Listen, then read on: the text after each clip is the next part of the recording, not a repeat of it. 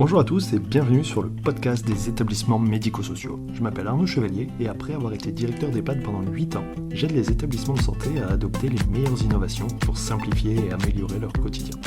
J'ai créé ce podcast pour partager les belles expériences portées par des gens passionnés. Avant de commencer, si vous appréciez ce podcast, vous pouvez vous abonner pour ne rater aucun épisode et encore mieux, mettre une note 5 étoiles sur Apple Podcast et le partager à vos collègues. Sur ce, bon épisode. Et bon, bonjour à tous, aujourd'hui je discute avec Jean-Marc Desmet qui est médecin, coach, formateur, auteur aussi, tu compléteras. Et ensemble on va parler des soft skills au service du soignant, peut-être du coup au service du manager.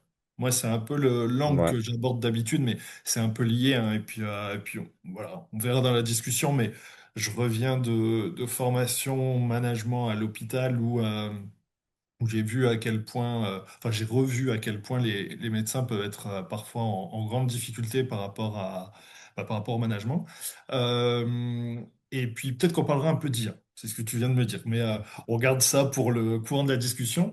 Avant, je te propose de te présenter, de nous expliquer ce que tu fais, comment c'est venu, pourquoi tu fais ça, et puis voilà, c'est parti.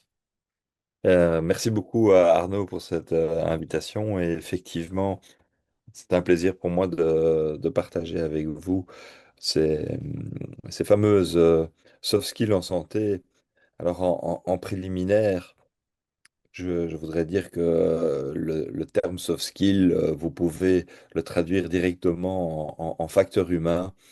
Il n'est pas nécessaire de l'angliciser pour qu'il soit compréhensible.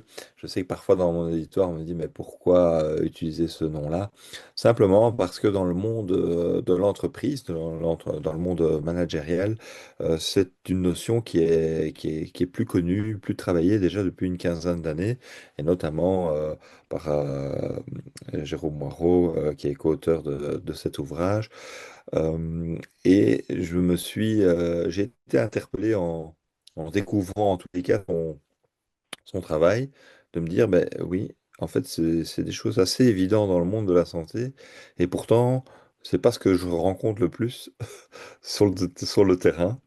Et donc, il m'a semblé intéressant de réexplorer ces dimensions, en tous les cas des facteurs humains, en tous les cas de ces dimensions qui ne sont pas de l'ordre de la connaissance, du savoir ou de l'expérience technique, mais justement de tout ce qui fait la réalité de notre quotidien, à Moi, savoir la relation. tu vois, moi, en relation, moi, je le traduirais en compétences relationnelles, en fait. C'est pas un truc que tu fais, ouais, concrètement, techniquement avec tes mains. Par contre, c'est la posture, c'est le relationnel, c'est l'échange, c'est la communication, en fait, c'est le savoir-être, quoi. Tu vois, à l'inverse du savoir-faire. Tout à fait, et donc c'est une image on a donnée bah, pour être performant, même si c'est pas le mot que j'utilise dans le monde de la santé, mais pour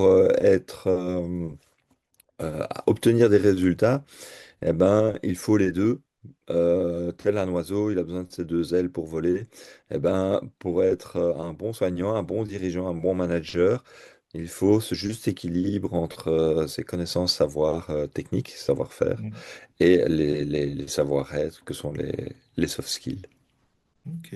Qu'est-ce qui t'a amené, parce que t'es médecin, enfin voilà, je crois que t'es néphrologue.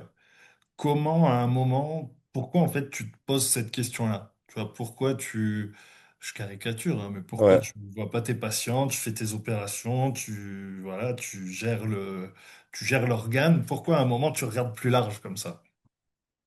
Alors ouais, tout d'abord, je vais faire un petit retour en arrière. Euh, Avant d'être néphrologue, j'ai d'abord fait la médecine générale, médecine même de campagne, dont j'ai vraiment apprécié et où finalement j'ai été initié par mon maître de stage. Il y avait cette dimension de compagnonnage où lui-même me disait, mais écoute, toi tu viens de sortir de l'UNIF, tu sais certaines choses mieux que moi.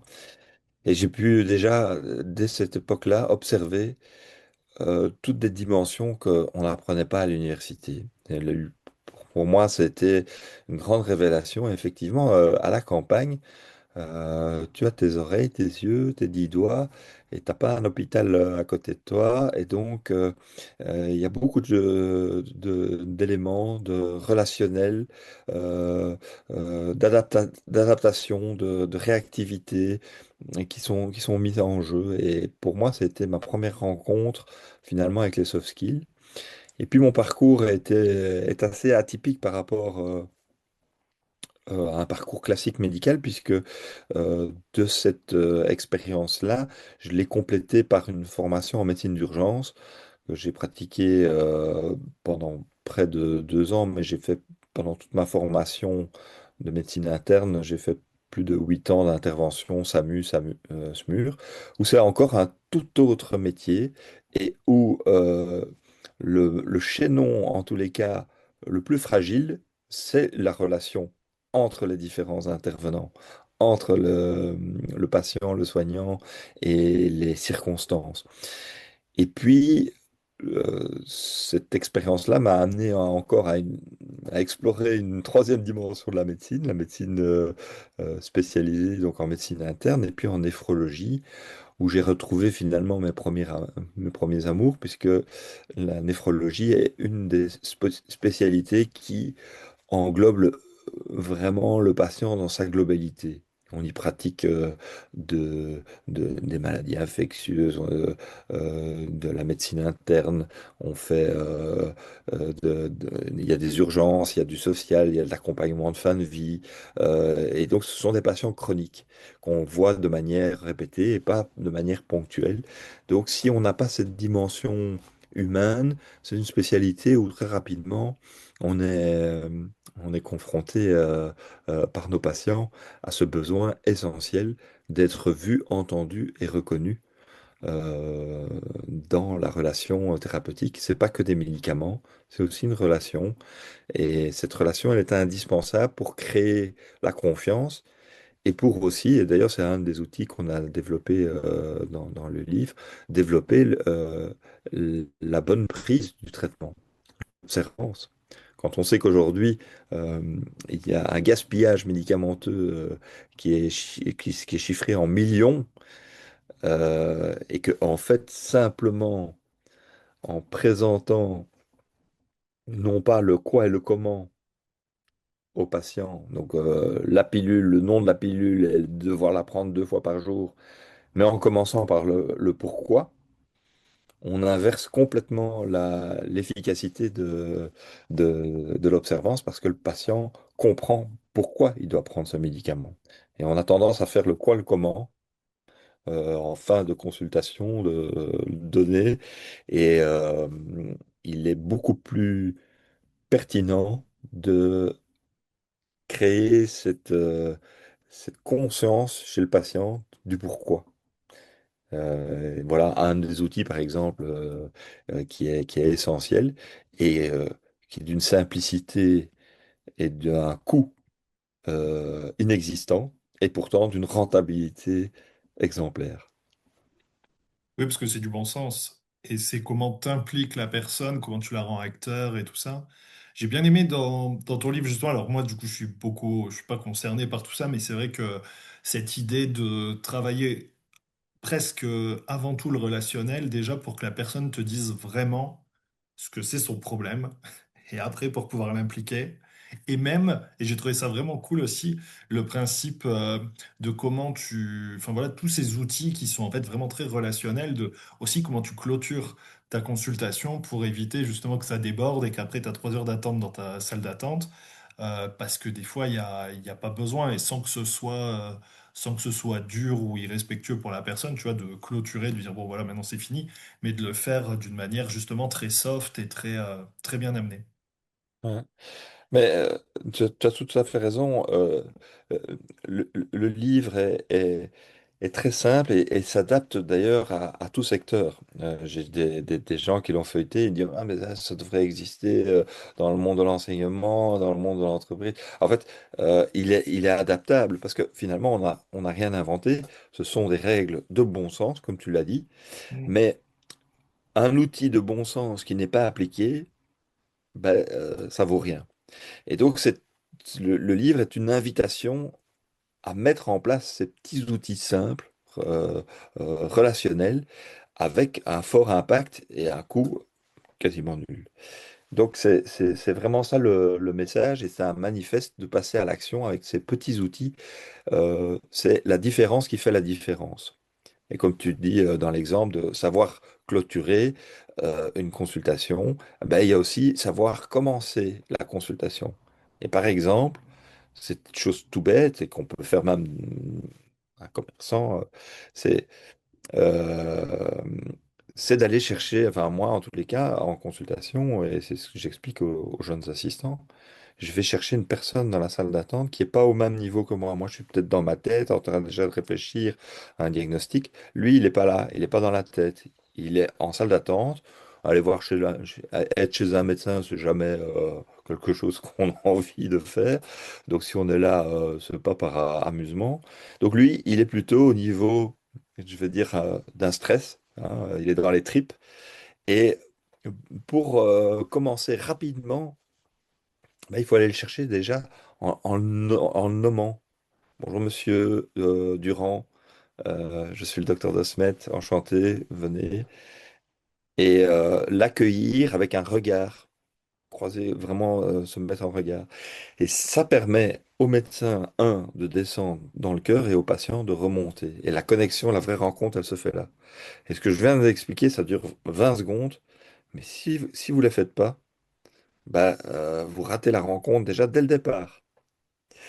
Et c'est tous des petits tips comme ça qu'on peut mettre en place et qui vont changer complètement la structure de la consultation, parce que si pendant les 5 premières minutes, on écoute le patient, parfois moi, pas pour un problème néphrologique, mais je dis, mais c'est quoi qui vous préoccupe pour l'instant?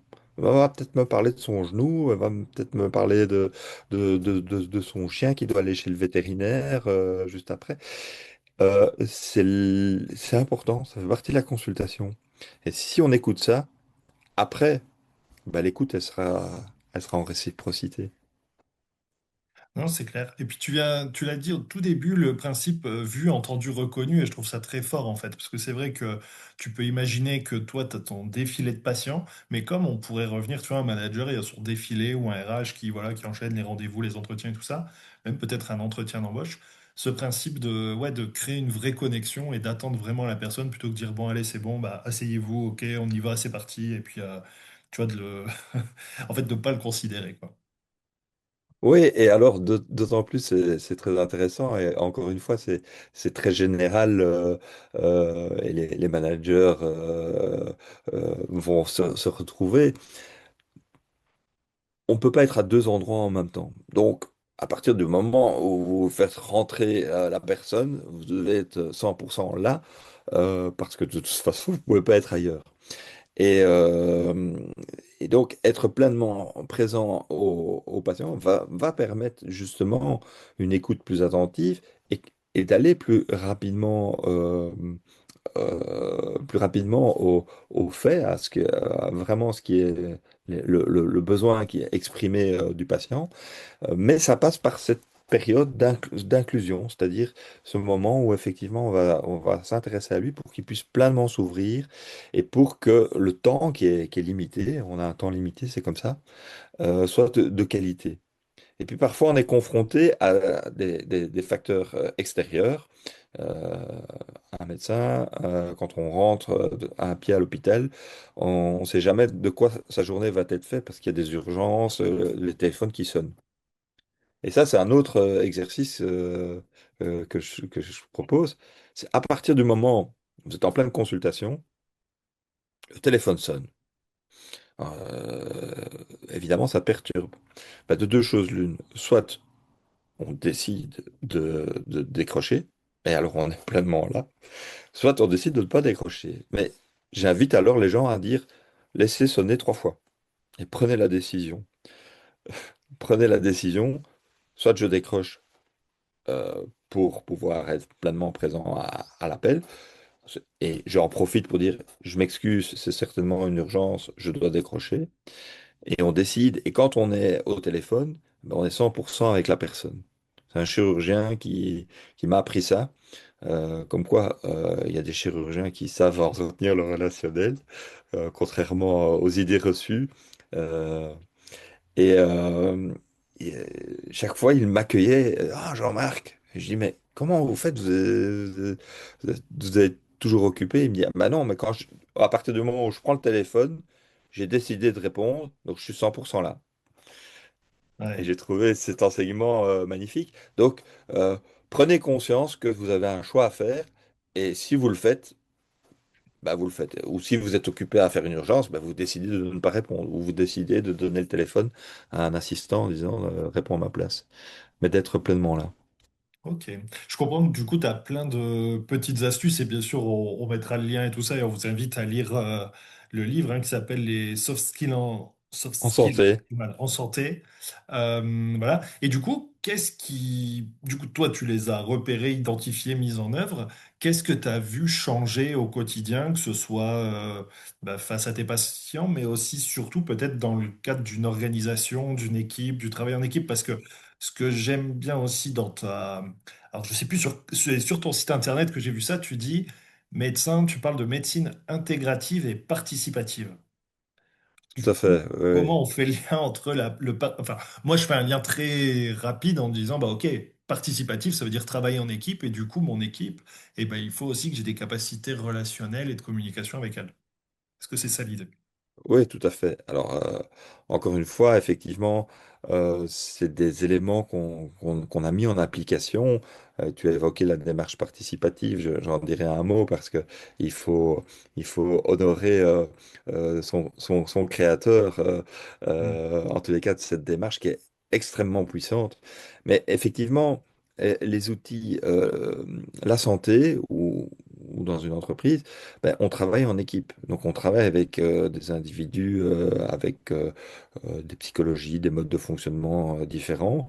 Et donc c'est clair qu'on peut rester à broyer du noir ou à penser que le reste de la Terre sont des imbéciles parce qu'ils sont pas comme vous.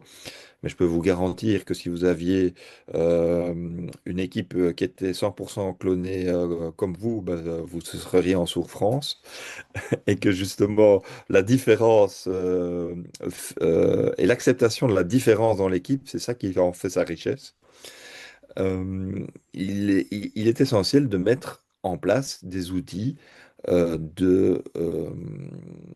d'interaction entre les collaborateurs, entre les patients, parce que c'est 80 à 85% des problèmes qu'on a à gérer sur la journée, hein. C'est pas des problèmes de connaissance en général, hein. C'est des problèmes relationnels. C'est parce que justement, on tombe dans cette dimension. Ah oui, lui, il n'a pas fait ci, il n'a pas fait ça. Ben non, on va se mettre dans une posture beaucoup plus de construction et on va justement mettre en place, on va être à l'écoute des besoins de chacun, tout en restant à sa place de chef de service, de manager ou de directeur d'institution. Chacun est à sa place, mais est capable de comprendre aussi la place de l'autre. Et ça me permet de parler de cet outil, de la démarche participative qui a été mise au point et qui est bien plus riche que ce que je vais expliquer en deux mots euh, par le professeur Philippe Colomba, pathologue à Bordeaux et qui a publié d'ailleurs un ouvrage et plusieurs articles sur cette démarche et qui consiste, un des points, c'est juste un point de la démarche, qui consiste à faire des réunions de manière très structurée, très courte, mais au lieu que ce soit le chef de service ou le responsable qui commence à parler, on commence à parler par l'aide-soignante, la secrétaire, l'infirmière, et puis seulement le médecin. Et qu'est-ce que j'ai pu observer? Parce que quand j'ai découvert cette méthode, je l'ai mis en application. Donc le passage à l'action est essentiel dans les soft skills. Hmm.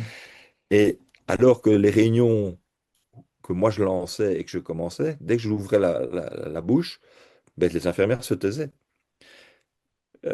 Et donc, 90% du temps, c'est moi qui habitais la discussion. Je pensais qu'on avait fait une réunion, mais en fait, c'est moi qui avais parlé. Et en pratiquant cela, on a pu, j'ai pu me rendre compte que d'abord, il fallait se mettre en posture d'écoute, ce qui n'est pas le fort des médecins, Ouais, même celui qui paradoxalement. anime la réunion, non, mais tu vois, c'est vrai que quand tu Oh, arrives avec ta réunion, tu as tes objectifs, ton truc, tu faut que tu as même tes idées que tu veux passer et t'écoutes plus. ouais.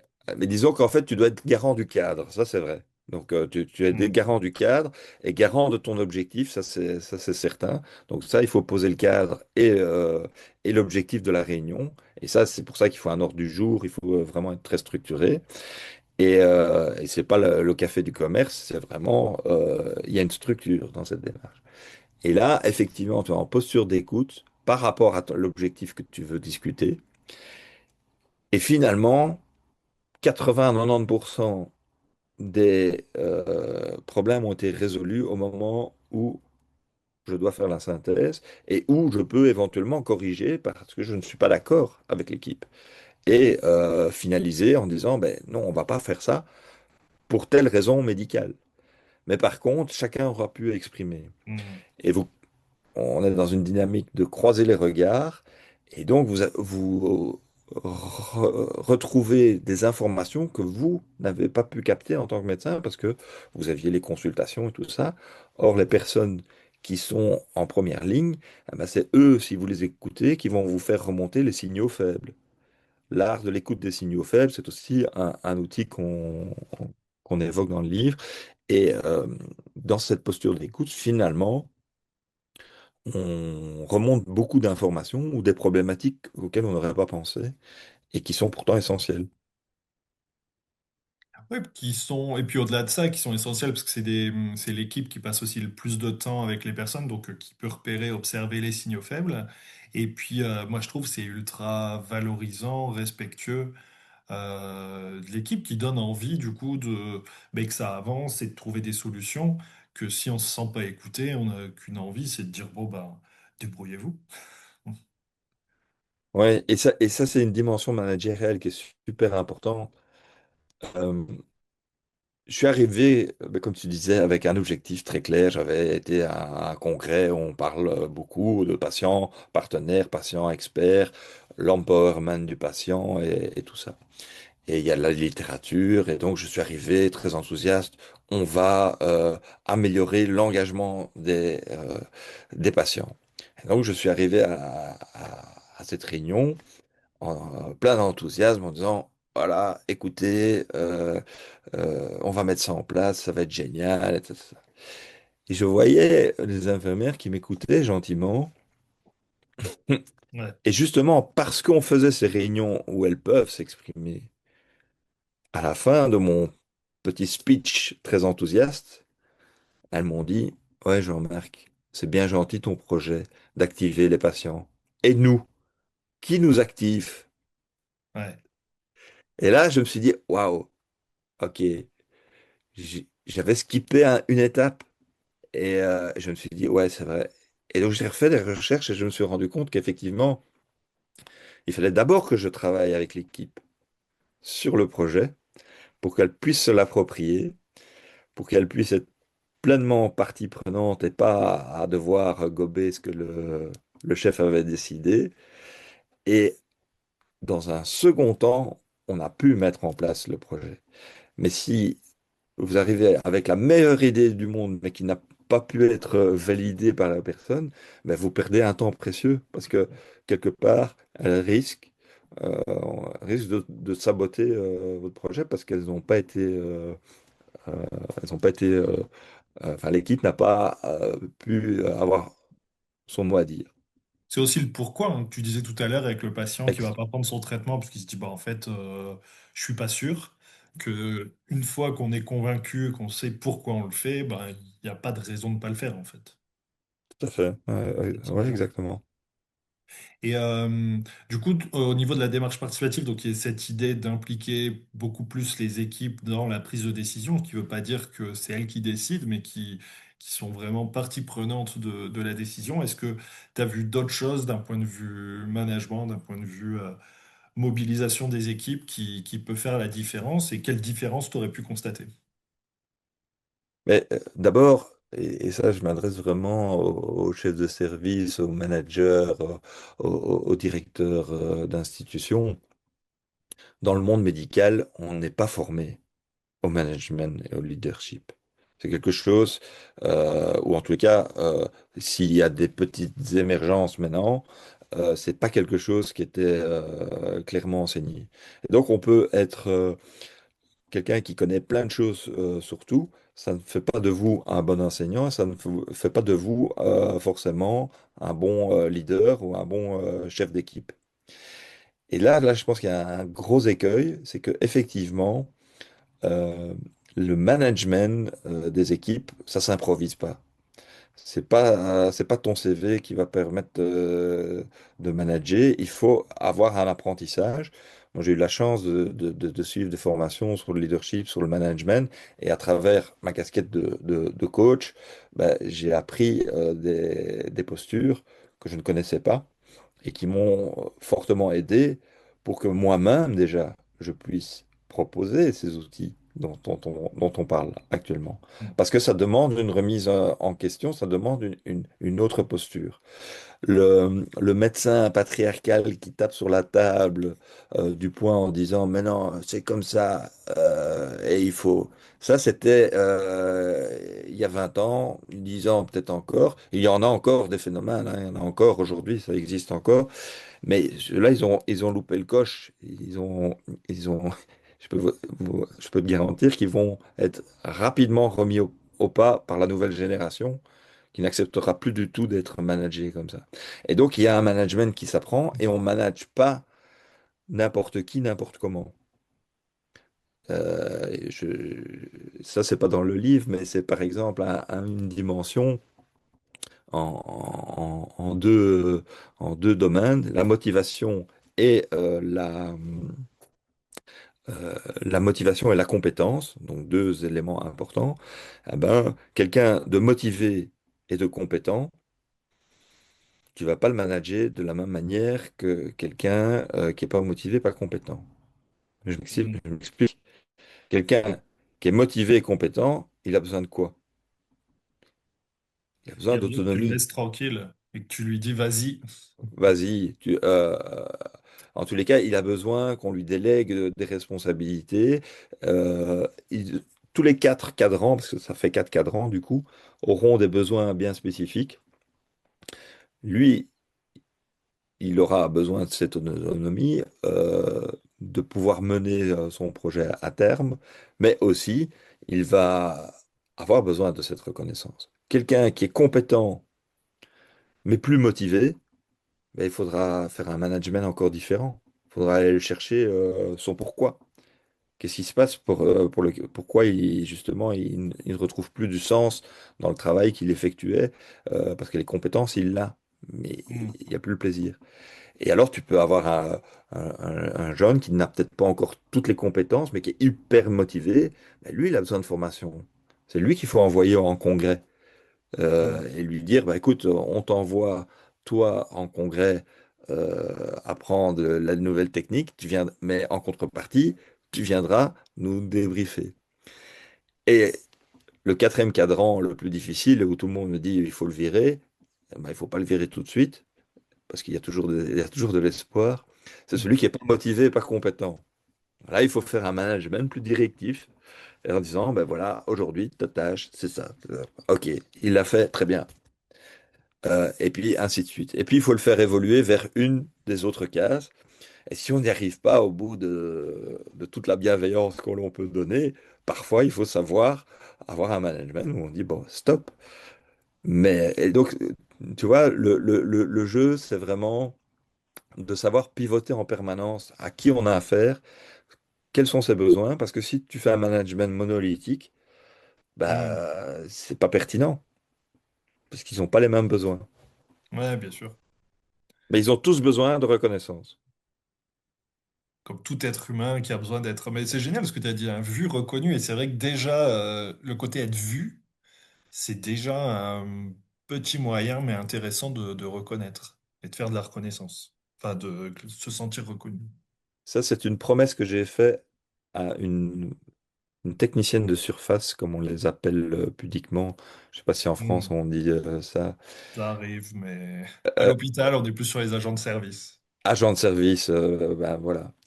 Et j'étais en deuxième année de médecine et on fait un stage d'observation. Et là, on est dans les pieds de tout le monde. Hmm. Et finalement, c'est la seule femme qui s'occupait vraiment de nous. Et moi, j'étais déjà dans cette posture d'observation, donc j'observais. Et elle avait plein de soft skills par rapport aux patients. Elle rentrait dans les chambres, elle souriait, Hmm. elle racontait, elle rigolait, tout ça. Et donc, comme on savait pas faire grand-chose, on était là. Et au bout de la semaine, elle m'a dit, ah oui, mais vous, les médecins, vous êtes là, quand vous êtes dans votre stage d'observation, vous êtes super sympa. Et puis, dans quelques mois, dans quelques années, c'est comme si on avait une cape d'invisibilité, vous passez devant nous et vous nous saluez même pas. Et je lui dis, Madame, je vous promets, je ne vous oublierai jamais.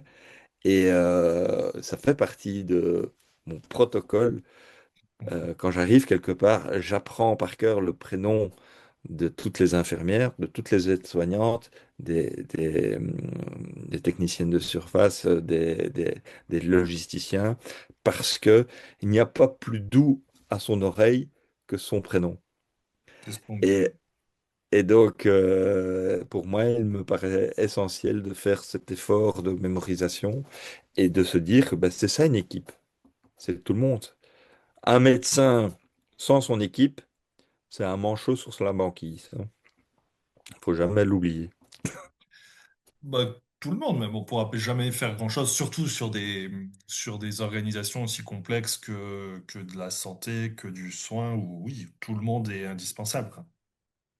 Tout à fait. Mais c'était simplement pour le rappeler à certains confrères, consoeurs qui parfois Oui, après, l'oublient. je sais pas s'il y a que les médecins, tu vois, parce que c'est un Ah non, sujet qui non, mais c'est parce que me, c'est mon domaine, hein. C'est parce que c'est le ouais, domaine dans lequel... t'es dur avec, parce que, et je trouve que c'est même peut-être encore pire, mais tu vois, par exemple, l'agent de service ou qui va pouvoir évoluer, qui va devenir aide-soignante, euh, elle va probablement, j'ai l'impression qu'elle va peut-être vite oublier ce qu'elle vivait et que du coup, elle va, tu vois, dit bah c'est Ah bon, oui, bien maintenant je suis sûr. passé de l'autre côté. Du coup, les autres d'avant là, bah c'est bon, je vais leur faire comme moi on m'a fait, tu vois, cette idée-là. Tout à fait. Je suis tout à fait d'accord que euh, ce n'est pas exclusivement les médecins qui pratiquent Mais ce genre de... c'est humain après. Mais, et du coup, t'en penses quoi? Pourquoi on fait ça? Pourquoi on reproduit toujours un petit peu ces routines un peu merdiques? Ah, mais ça, c'est parce que c'est tellement plus facile d'externaliser ses propres difficultés sur quelqu'un d'autre euh, que il est plus difficile de s'interroger soi-même sur le pourquoi on agit comme ça que d'aller trouver le défaut chez les autres. C'est c'est- c'est la paille et la poutre. Je pense que Hmm. les métaphores, elles sont, elles sont, elles remontent à la mythologie Ouais, bien sûr. Non, mais très, c'est très clair. ensemble. Je pense que c'est vraiment, oui, c'est parce qu'il est toujours plus facile de trouver des excuses extérieures à nous-mêmes. Mais c'est ça en fait, c'est ça où je trouve que c'est puissant, c'est que finalement, en travaillant, en cultivant ces soft skills, on Hmm. arrive à faire bouger les autres. Ben, pas plus tard qu'il y a 2 heures. Je me retrouve sur une route où il n'y a qu'une bande et il y a des zones où on peut s'arrêter. Et là, je vois 15 bagnoles arrêtées de chaque côté parce qu'il y a deux voitures qui se font en face et la personne sort, personne ne veut reculer. Hmm. Et donc là, et personne ne bouge. Donc moi, je descends de la voiture et ben, je vais écouter la personne. Et il s'insultait et personne, ouais, c'est toi 14, c'est toi machin. Et donc, qu'est-ce que j'ai fait? J'ai externalisé le problème par rapport à eux. Je lui dis, écoutez, je rentre pas dans le conflit, mais sachez que là, moi je suis médecin, je dois aller intervenir quelque part, Et si vous restez dans cette posture de conflit, vous allez bloquer toute la circulation. Et donc, je ne suis pas rentré dans le jeu Ouais, de qui a de la tort. problématique, mais je l'ai amené en dehors. Et puis, resté furax, j'ai dit, ouais, ok, je le fais pour le docteur, voilà, il avait toujours pas digéré le truc, voilà. Et donc, je pense que on ne sait pas changer. C'est parce que je suis arrivé avec cette posture calme et que j'ai amené Ouais, le problème à un autre niveau. C'était plus la dispute. J'ai même pas commencé à essayer de dire qui a raison, qui a tort. J'ai dit, attendez, regardez autour de vous. J'ai fait lever les yeux ouais. et je dis, mais regardez ce qui se passe. Et je ne sais pas qui a raison ou tort. Et en fait, c'est pas mon objectif de le. Mais je voulais que ça reste fluide. Et ça, parfois, ben, on peut le faire dans son équipe.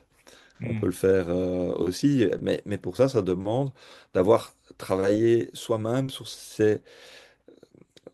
son, comment on appelle ça, sur son angle mort, en fait. Dans le coaching, on appelle ça la fenêtre de Johari. En fait, il y a des zones de soi-même qu'on ne sait pas voir. Il y a des zones que les autres voient et que nous-mêmes, on ne voit pas. D'accord. Mais il y a des zones que l'on sait, mais que les autres ne savent pas de nous. Ça, c'est notre jardin secret. Et puis ces espaces-là, au plus on éveille sa conscience à qui on est et comment on fonctionne, au plus on ouvre le champ de vision. Et si on veut être un bon manager, un bon dirigeant d'équipe, bah, c'est pas en critiquant son équipe qu'on va y arriver. C'est en élargissant son spectre de compétences pour aller chercher les bonnes personnes avec le bon lexique, le bon vocabulaire, la bonne psychologie, qu'on dénoue 80% des problèmes et qu'on diminue la dimension conflictuelle. euh, et ça se travaille. Et, et ça, tous ces outils. Et pour donner des chiffres, pendant 5 ans, on a mis en place ça avec l'équipe. On a augmenté de 33% le nombre euh, de patients qui étaient chez nous en période Covid. Pourquoi? Parce qu'ils étaient bien. Taux de rétention des infirmières pendant ces 5 années, 100%. Mais qu'est-ce que Personne ne ça... part. Personne n'est parti dans cette période-là. Ouais. Euh, voilà.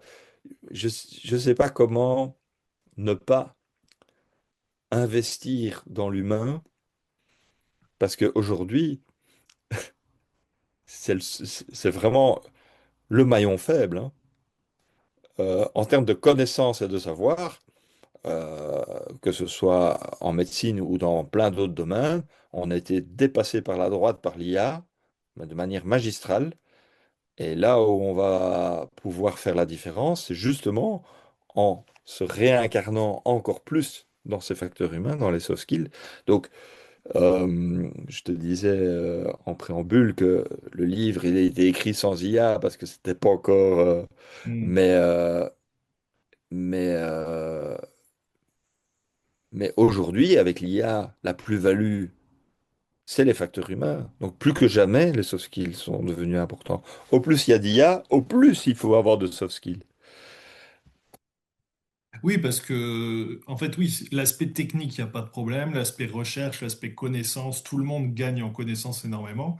Le truc, c'est que si tu veux aller plus fort, plus vite, parce que tu as plus de connaissances, plus de capacités, ça demande à être encore plus soudé. C'est ça l'idée, hein. Tout à fait. Savoir Pour se moi, parler. c'est l'effet de levier. C'est-à-dire, en fait, alors, il y a des gens qui sont contre l'IA. Là, je pense que c'est mauvais choix. L'IA est là, et c'est une bonne chose tant qu'on l'utilise correctement. Mais l'IA doit être associée à l'IH, l'intelligence humaine, et l'IC, l'intelligence collaborative. Et avec ces trois données-là, tu as un effet de levier. Parce que si tu as une équipe soudée, Alors là, tu peux, si tu as une équipe soudée, là, tu as un effet de levier, et en plus, l'IA va t'apporter cela. Ouais, Mais, c'est ça. Que l'IA tout et seul, donc, finalement, c'est bien sur des petits points quand toi, tu vas l'utiliser tout seul. Mais c'est vrai que sur le collectif et sur le résultat général, moyen, en fait. oui, donc, ça avait été étudié donc en 98, hein, Kasparov avait été battu par l'ordinateur. C'était pas encore une IA, hein, c'était un Ah, un programme. ordinateur puissant, on va dire. Et puis, il s'est intéressé à cela. Et il s'est rendu compte que l'IA plus l'humain n'était pas forcément meilleur que l'IA seul ou l'humain seul. Il ne pouvait être plus performant que si l'humain, l'intelligence humaine, était capable de coopérer correctement avec l'intelligence artificielle. Hmm. Il y a d'ailleurs en médecine, il y a une étude qui a été publiée dans un grand journal qui a montré que l'IA seule faisait mieux que l'IA avec le médecin et mieux que l'IA avec le médecin que le médecin seul. Ça veut dire que le médecin utilisant l'IA dégrade sa performance. Ok. Sauf Sauf s'il l'accueille comme vraiment un collaborateur et donc arrive à remettre. Donc actuellement, et je pense que ça, pour l'instant, c'est un biais, c'est parce que tout le monde ne l'utilise pas de Oui, c'est manière... ça, ils l'utilisent pas bien, en fait. je pense que c'est une mauvaise utilisation. Mais si tu l'utilises correctement, je pense que tu peux améliorer. Et le facteur déterminant, c'est ta capacité à collaborer efficacement. Et Ok. donc, c'est pour ça, là aussi, c'est une soft skill de apprendre à utiliser l'IA intelligemment, c'est-à-dire ne pas aller dans une démarche de skill, de ne plus avoir les connaissances en se disant bah, je me repose sur l'IA. Non, non, il faut garder le sens critique, le regard, l'originalité, la créativité. Et puis il faut rentrer Ouais, je dans comprends. le sujet. Ok. Toi, tu l'utilises comment? C'est quoi le truc pour lequel t'as changé, qu'est-ce qui t'a changé qu'est-ce qui t'a changé la vie? Alors, moi, je l'utilise beaucoup pour faire des recherches de bibliographie. Ah ouais, bah ouais. Donc, à partir du moment où, en fait, j'ai une idée, je la soumets, mais alors j'utilise deux, trois IA Ok. parce que il faut jamais prendre une IA comme argent comptant directement et je confronte les résultats et surtout, je demande toujours une vérification. Je vais aller sur le PubMed, qui est le référentiel des articles publiés pour aller lire l'article. Mais par contre, sur une thématique, il va me sortir les 10 articles les plus Mm. pertinents, les plus récents, et à moi d'aller chercher les infos. Mais à ce niveau-là, c'est un gain de temps extraordinaire. Oui, oui. Et puis de temps parce que tu les as plus vite. Et puis c'est des choses sur lesquelles, avec Google, d'une manière un peu classique, tu t'aurais pu passer à côté parce que c'est en page 30 ou parce que c'est loin ou parce que c'est moins bien peut-être référencé. Et c'est clair, hein. Je voudrais revenir sur le sujet de ton équipe quand tu dis, parce que ça c'est un gros gros sujet, quand tu dis on a une rétention d'équipe, on n'a plus personne qui s'en va, les gens se sentent bien. Est-ce que tu vois d'autres paramètres que ces fameuses réunions, ces fameux staffs dans lesquels tout le monde a la possibilité d'exprimer son point de vue, se sent écouté et participe finalement aux décisions? Parce que là, on est quand même sur un résultat exceptionnel, hein, d'autant pendant le Covid. Est-ce que tu vois d'autres choses? C'est enfin, quels soft skills ont permis selon toi, d'atteindre ce résultat? Mais ouais, tout d'abord, effectivement, c'est normal que dans une équipe, il y ait des gens qui bougent, surtout avec Oui, les jeunes après, générations. Donc, c'est pas un but, c'est pas un KPI qualitatif qui n'est pas le de 100%, turnover. il n'est pas, voilà, Il n'est pas nécessaire. Il n'est pas non. nécessaire. Et puis parfois, c'est même important d'accompagner des gens à aller plus loin que ce qui... Enfin, moi, j'ai Celui des qui est personnes... démotivé et pas compétent et qui veut Ben rien voilà, faire, dans un il faut... sens, vaut mieux qu'il aille faire ce qu'il a envie de faire ailleurs, quoi. Exactement, l'accompagner dans cette démarche-là, et donc accompagner des gens à aller vers leur niveau de génie est vraiment bien. Euh, le, alors il y a des choses toutes simples, hein, mais effectivement, être dans une équipe, c'est pas vouloir devenir les meilleurs amis du monde, hein, mais je pense qu'il doit y avoir cette ambiance où on puisse vraiment reconnaître les, les, les diverses compétences à leur juste valeur. Par exemple, je prends un exemple, j'avais deux infirmières qui étaient très différentes. Il y en a une, c'était hyper structurée, elle adorait ranger la pharmacie, les pilules dans la boîte, les étiquettes, tac, tac, tac, tac. C'était hyper structuré, tout était nickel. La pharmacie l'adorait parce que Hmm. tout était Elle toujours n'oublie rien, quoi. nickel. Elle oublie rien. Et c'est une très bonne infirmière. Il y en a une autre qui était très bonne, mais elle est un petit peu plus euh, tête en l'air. Ça peut lui arriver d'oublier une chose. Elle va peut-être pas ranger au bon endroit. Mais je n'ai jamais rencontré une infirmière aussi douée humainement pour accompagner un patient en fin de vie. Elle savait faire sortir d'une dépression des patients par son empathie, par son... Et les deux personnes pouvaient ne pas s'apprécier, et pourtant, l'équipe avait besoin des deux. Hmm. Et c'est ça que... on est dans une société où on veut des protocoles pour tout, et en fait, en fin de compte, le profil de fonction d'une infirmière, il devrait être très variable. Parce que, alors, ça ne veut pas dire qu'il faut accepter la négligence, ou qu'il faut accepter quelqu'un de ne pas faire correctement son boulot. C'est pas ça, mais je pense qu'il faut savoir reconnaître qu'on a besoin de tous, et accompagner son équipe à se dire, waouh, c'est quand même bien d'avoir une personne comme ça dans l'équipe Hmm. euh, pour ça. Il y en a d'autres, c'est moment d'urgence. Je me rappelle une fois, une grosse réanimation. Bah, il y en avait deux qui avaient fait des soins intensifs.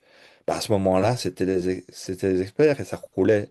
Bah, il valait mieux les laisser travailler, ces deux personnes-là, que les autres. Donc voilà. Euh, Travailler la différence des profils, c'est essentiel. Ouais, Et, c'est et, intéressant. et les accompagner à apprécier l'autre parce qu'il ne fonctionne pas comme lui. Alors c'est ça le sujet, parce qu'autant avoir une équipe complémentaire et tout, je comprends bien, tu vois, le principe, enfin voilà, c'est vrai que c'est un classique, hein. Et puis c'est vrai qu'après, ce que je pensais aussi, c'est l'idée de valoriser les forces de chacun. Parce que c'est vrai qu'on a tendance à faire des fiches de poste très standards en disant, bah tiens, tout le monde fait pareil et c'est pareil pour tout le monde, mais c'est vrai qu'il y a des gens qui ont des appétences, des capacités, et que, bref, l'idée c'est d'appuyer plutôt les points forts que de chercher à compenser des points moins fort. Par contre, ces gens-là qui ont des profils, tu vois, si on prend du modèle disque ou des trucs comme ça, un peu opposés, comment tu fais? Parce que entre eux, ils vont se friter quand même. Donc, comment toi tu gères ce côté-là pour faire en sorte qu'ils se sentent bien, qu'ils travaillent ensemble, que du coup, à un moment, ils se disent pas, OK, j'en ai marre, je me casse, et que ça finisse aussi en petite bagarre, dans le service. Alors ça, c'est pas dans le livre, je viens de l'inventer, et pour un public français, c'est le compromis à la belge. Ok, on prend. Non, mais tu as tout à fait raison. En fait, on avait fait à l'époque, les six médecins, on s'est fait notre profil disque, et puis on était bouffé au resto. Et on avait pour tâche d'avoir évalué le profil de chacun. Et Ok. puis on a discuté le coup là-dessus. Et effectivement, il y avait certaines oppositions, hein, des bleus contre des oranges, ou des verts contre des rouges. Euh, le fait déjà de le comprendre, de le voir, Hmm. permet, si la personne est évidemment de bonne volonté et capable de jouer le jeu, ben, effectivement, ben, pour moi, je me rendais compte, j'avais une collègue, pour elle, l'heure, c'était l'heure. 14 heures, c'était 14 heures. Et tu pouvais être en train de réanimer un patient, elle venait te chercher en disant la réunion commence. Mm. Mais à un Ouais. moment donné, il faut savoir s'adapter. Mais j'ai identifié que c'était un réel besoin. Et donc, pour moi, j'ai mis un point d'honneur à ce que l'heure soit l'heure et que effectivement on puisse mettre en place. Donc, à partir du moment où tu as conscience du profil de tes collaborateurs, ben, tu peux faire des ajustements. Ça ne veut pas dire que tu vas toujours être sur la même longueur d'onde, mais en tous les cas, tu vas ouvrir des portes. Et Ah, encore je une suis d'accord. fois, il y aura toujours des moments de tension, hein. On n'est pas dans le monde des bisounours. Mais ce qui est problématique, c'est la personne toxique. La personne toxique, c'est celle qui est persuadée d'avoir raison, qui sait tout sur tout et qui veut pas écouter. Et là, on se retrouve dans un dilemme. La personne, elle n'est pas coachable, elle est difficilement mana- enfin, Ouais. managée. Et donc, ça, c'est effectivement le cas où c'est plus problématique. Mais grosso modo, si tu réunis 40% de ton équipe dans une bonne ambiance, la bascule peut se faire. Si t'as pas 40%, la bascule se fera jamais. Et quand je dis 40%, c'est 40% de gens qui avancent avec toi. Et ça, c'est le rôle du manager, c'est d'aller chercher les membres les bonnes personnes, s'entourer, commencer à faire des choses, montrer que ça marche. Et puis là, la bascule peut se faire et là, ça devient puissant. Je comprends. Je comprends, je comprends. Ok. Qu'est-ce que... avant de te poser la question de comment on peut avoir plus d'infos, où on peut trouver ton livre, où on peut... est-ce qu'on veut se faire coacher? D'ailleurs, tu coaches beaucoup de personnes. T'arrives à... C'est une activité qui te prend combien de temps et comment tu fonctionnes? Alors c'est une activité que donc, le livre m'a amené à faire des interventions, des conférences, des workshops. euh, et, euh, et en fait, les choses que je trouve les plus pertinentes, c'est les dimensions. Alors, soit en individuel, c'est effectivement du coaching individuel. Donc ça, je fais, mais je le fais principalement pour des cadres dirigeants, des chefs de service ou des choses comme ça. Parce que ça, pour le coup, je sais que c'est pas une bonne référence en France, mais ça percole.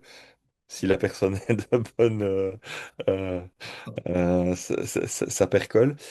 Pour les équipes, ce que je fais beaucoup, c'est de l'expérientiel, c'est des tables rondes. C'est pour que chacun puisse s'exprimer.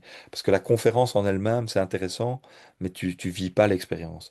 Et Hmm. sinon, j'anime des week-ends, comme ici, ce week-end.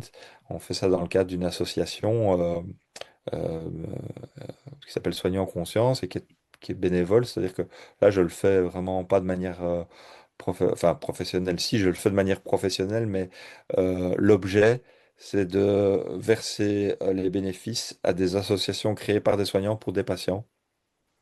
Et ça nous permet de rentrer dans une logique donner-recevoir. Donc, à ta question, ce que je fais, oui, je coach, oui, j'accompagne des équipes, oui, j'accompagne des structures, mais vraiment de manière très pragmatique.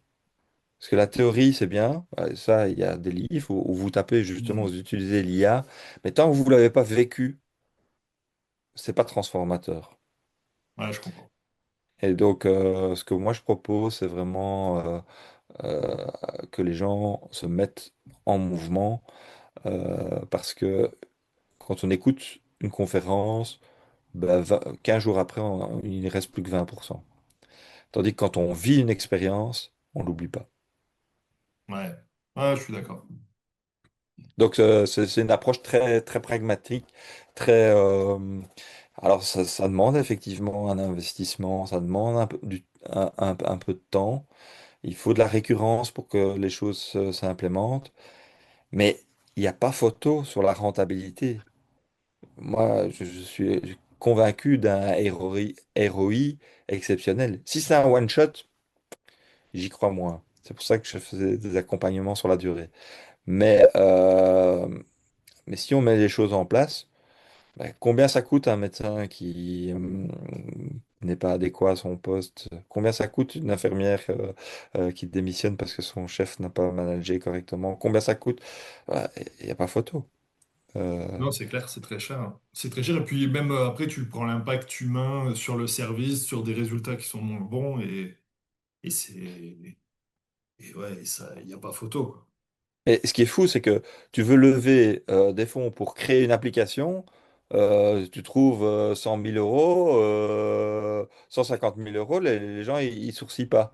Et tu veux investir dans l'humain, ah, parce que c'est invisible, ça n'existe pas. Ouais, Pour c'est moi, moi. c'est une Ouais, grosse erreur. C'est une grosse erreur. c'est vrai. Mais Très bien, bah, on peut conclure. Je mettrai le lien de ton livre et de ton site internet dans le descriptif. Et puis bah, merci pour toutes ces infos. merci à toi, en tous les cas, pour l'invitation. C'était un plaisir pour moi de partager ça. Merci d'avoir écouté l'épisode jusqu'au bout, j'espère que le sujet vous a plu et qu'il vous inspirera. Pour m'aider à faire connaître le podcast, abonnez-vous sur votre plateforme d'écoute préférée ou notez-le et partagez-le sur vos réseaux sociaux. N'hésitez pas à me contacter sur LinkedIn pour toute remarque ou proposition de sujet. Bonne journée et à bientôt sur le podcast des établissements médico-sociaux.